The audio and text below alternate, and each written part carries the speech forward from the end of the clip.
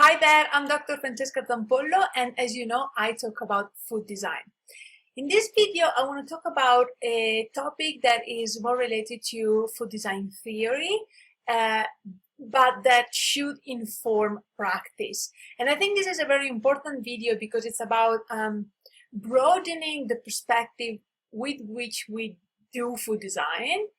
And it's also about creating a new vision for what we should do in food design. So we have all heard about the term user-centered design. User-centered design is about putting the user at the center of our design. It's about making sure that we know who our user is and their needs and what makes them happy before we start designing for them. This concept started about 50, 60 years ago and really exploded within the last, 20, 30 years ago. And user-centered design became the center, for example, of design thinking. But user-centered design, I have been thinking about this for a while, and I have mentioned it a couple of times in my previous videos. I have the feeling that it's time to make a shift from user-centered design. And of course, by the way, when I say design, I imply food design, of course. Food design is a design discipline, so whenever I say design, everything that I'm going to say in this video with the word design is directly applicable to the world of food design.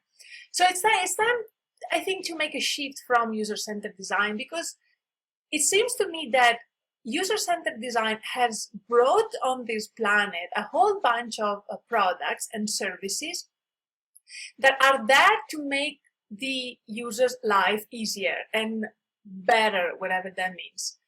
By making the user's life easier, we have created also damage to our planet, to our health, and consequently to our happiness. So I think it's time to make a shift. What I'm thinking about is that it's maybe time to stop putting the user at the center of our design process and instead put the planet at the center of our design process, or our health at the center of our design process. And really so I'm calling this earth-centered design or health-centered design, but they're really intertwined and they could be almost the same thing. What I'm saying is that we should stop using the excuse of user-centered design to make products that make the user happier and make their life easier, and instead shift to a type of design that has the planet and our health at the center of what we are concerned about when we are designing something, products, services, etc. Let's take, for example, the bag of pre-washed and pre-cut salad. That is the result, we can assume, of user-centered design, of a process that puts the user at the center.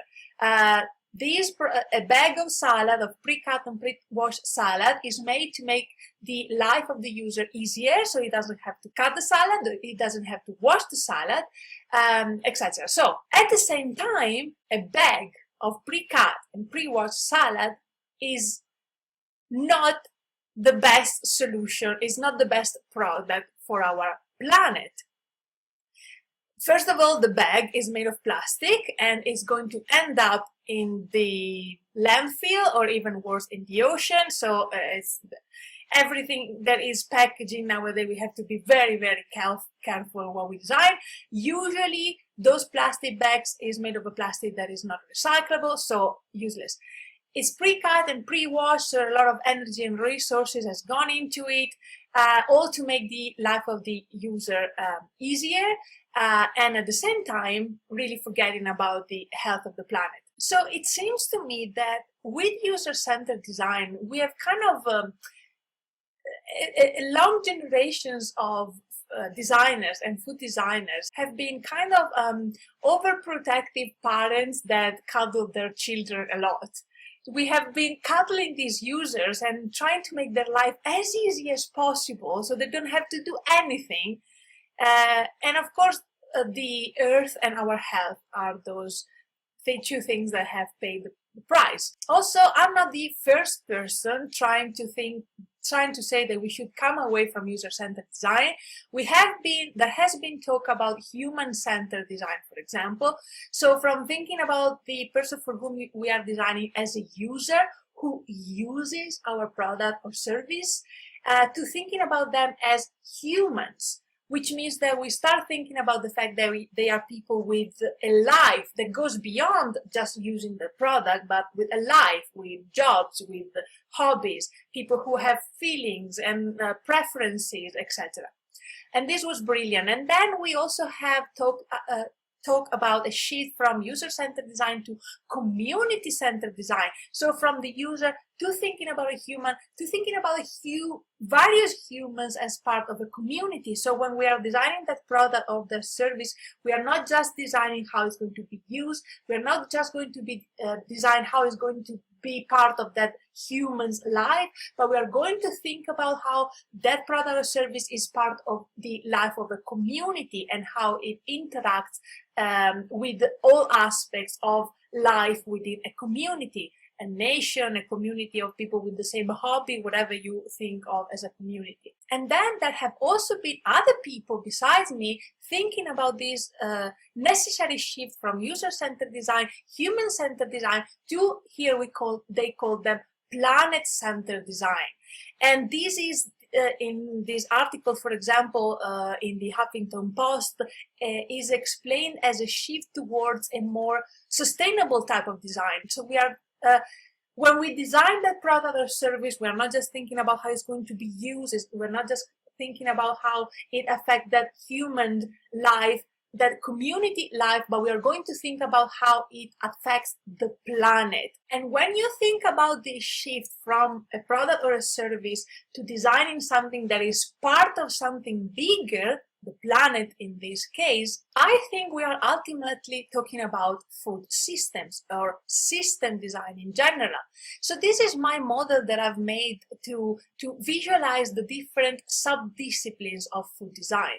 And as you can see, at the center we find food product design or design with food, designing the food itself, designing the space, designing a situation, and then designing a service, and ultimately designing a system. So in this model, as well, we can see that the product, thinking about the product is something in the center of something big and bigger, and ultimately it's part of thinking about a system.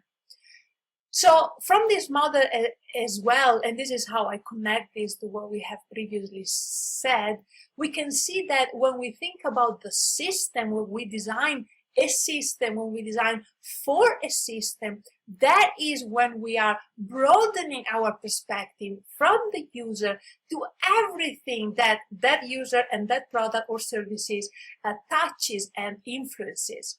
And this is, of course, connected to the circular economy, and in particular, circular food economy for us food designers. This is my model of the circular food economy. I've made a video about it as well. You can find it in my YouTube channel. And the circular food economy model in particular shows us how a product, in this case, a product after it has been used, how it is part of the system because of how it can be reintegrated into the system.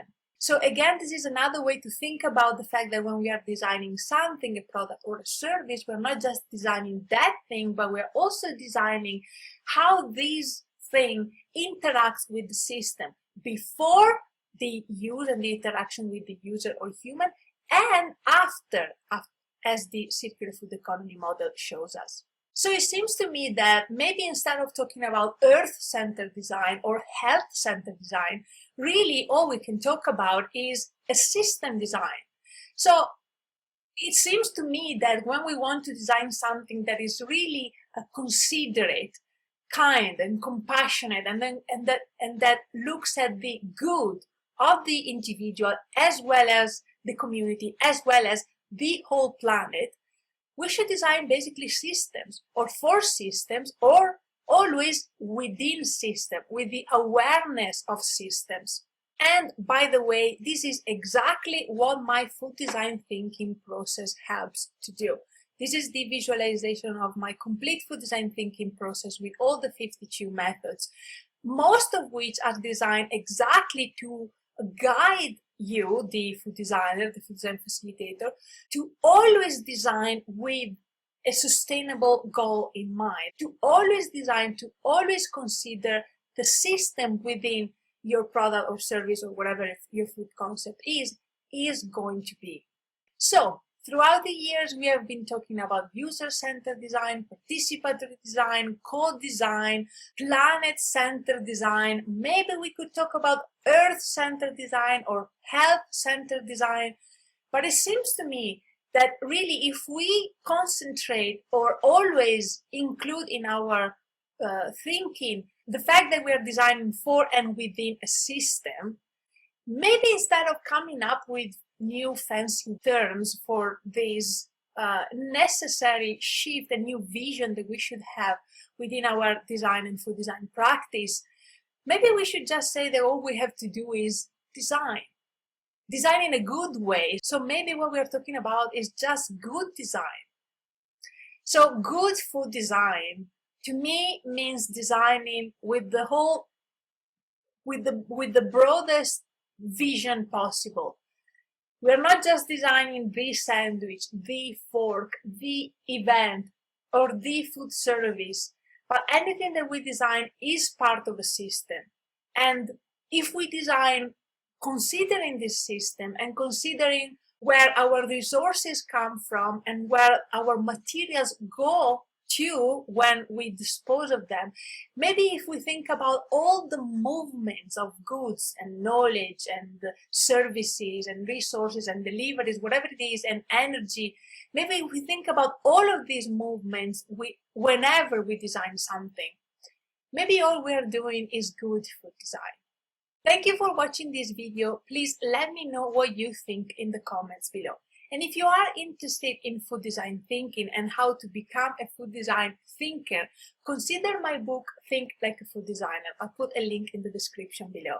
This is really a collection of 60 activities that you can do throughout 60 days or more whenever you have moments, kind of pocket size, to trigger the type of thinking towards meanings, values, and definitely environmental sustainability that I think are keys to the thinking that food designers should be doing.